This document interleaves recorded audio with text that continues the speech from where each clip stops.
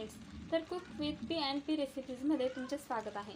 तर आज आपण बनवणार आहोत वांग्याचे भरीत। तर त्यासाठी मी इथे 4 फ्रेश वांगे घेतलेले आहेत। ही मी स्वच्छ धुवून घेतलेली आहे। तर आता ही वांगी आपल्याला देठ काढून तव्यामध्ये फ्राय करून घ्यायचे, शिजवून घ्यायचे। तर बघा, सगळी वांगी मी अशा प्रकारे देठ काढून चिरून घेतलेली आहेत। तर आता ही आपण पॅन मध्ये ठेवूया। ठिकाणी मी पॅन गरम करून घेतलेला आहे। तर त्यामध्ये टाकत आहे 2 चमचे तेल। ही सगळी वांगी आपल्याला यामध्ये रचून घ्यायची आहेत। ठेवताना साल ही खालच्या बाजूला करायची आहे आणि यामध्ये आपण थोडं पाणी टाकून झाकण झाकणार आहोत।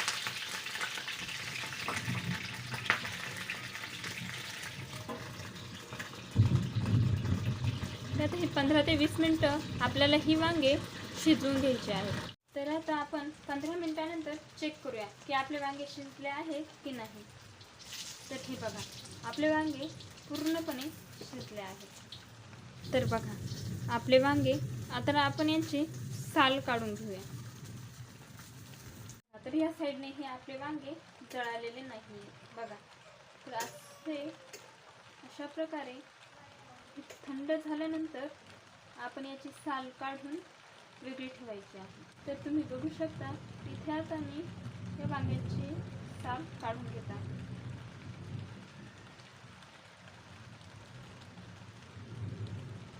साल मस्तपैकी वेगळी होत आहे। बघा, साल काढल्यानंतर तुम्ही आपले वांगे बघू शकता। आता मी याला मॉइश्चरायझरने मॅश करून घेणार आहे। आपले भरीत चांगल्यापैकी मॅश झाले आहे। तर आता तुम्ही कढई किंवा पॅन घेऊन गरम करायला ठेवा। आता मी या ठिकाणी एक पॅन घेतला आहे आणि आता त्यामध्ये मी तेल टाकत आहे। तर जिरं चांगलं तडतडल्यानंतर त्यामध्ये मी टाकत आहे कढीपत्ता। एक मोठा लसूण मी या ठिकाणी बारीक कापून घेतलेला आहे। लसूण आपण चांगला परतवून घेऊया। तर आपलं लसूण परतला गेला आहे। तर यामध्ये आपण टाकूया कांदा। तर या ठिकाणी मी एक मोठा कांदा बारीक चिरून घेतलेला आहे, तो यामध्ये टाकत आहे। तर आपला कांदा या ठिकाणी चांगला लालसर झाला आहे। तर आता आपण टाकूया याच्यामध्ये चिरलेल्या मिरच्या। तर मी या ठिकाणी हिरव्या मिरच्या या चिरून घेतलेल्या आहेत। आमच्या घरात सर्वांना तिखट आवडते, त्यामुळे मी जास्तीच्या घेतल्या आहेत। आणि तिखट मिरच्या घेतलेल्या आहेत। तुम्हाला जर फिक्या आवडत असतील तर तुम्ही कमी तिखट टाकू शकता किंवा कमी मिरच्या टाकू शकता। तर हे आपल्याला चांगल्यापैकी परतवून घ्यायचे आहे। आणि मिरच्या टाकल्यानंतर यामध्ये आपण टाकून घेणार आहोत चवीनुसार मीठ। आता यामध्ये टाकणार आहोत बारीक चिरलेली कांद्याची पात।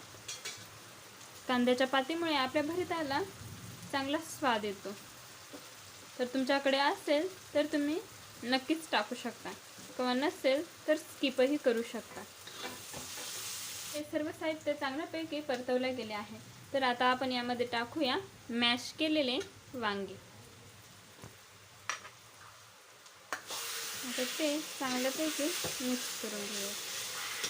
बघा, तर चांगल्यापैकी मिक्स होत आहे। आता यामध्ये मी टाकून घेणार आहे थोडेसे शेंगदाण्याचे कूट। तर ते थोडेसे जाडसरच टाकायचे आहे, जास्ती बारीक करायचे नाही। आता यामध्ये टाकणार आहे मी थोडी हळद। हळद टाकून मिक्स करून घेऊया। आता आपले भरीत तयार झाले आहे। तर आता आपण यामध्ये टाकून घेऊया बारीक चिरलेली कोथिंबीर। बघा, आपले भरीत किती लुसलुशीत दिसत आहे। तर आवडेल आणि तुम्ही हे पोळी बरोबर, भाकरी सोबत किंवा कढी भात कशासोबतही खाऊ शकतात। तर अशाच नवनवीन रेसिपीज बघण्यासाठी आमच्या चॅनलला लाईक करा, शेअर करा, सबस्क्राईब करा आणि कमेंट करायला विसरू नका। धन्यवाद।